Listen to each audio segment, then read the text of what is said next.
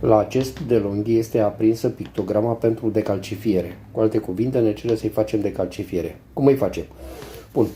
Punem soluție cu apă în rezervor. Am scos filtrul de apă.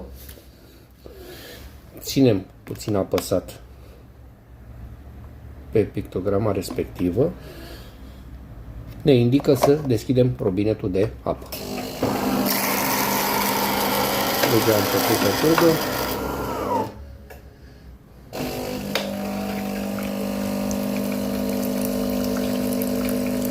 Mai avea puțină cafea pe site.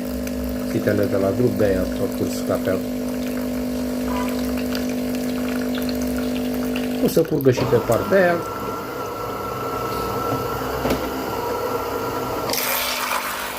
O face pauză.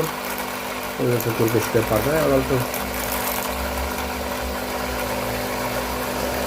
Când se va termina soluția din rezervor, ne va cere să punem apă. Abia atunci punem apă, deschidem din nou robinetul, facem clătirea și se va reseta.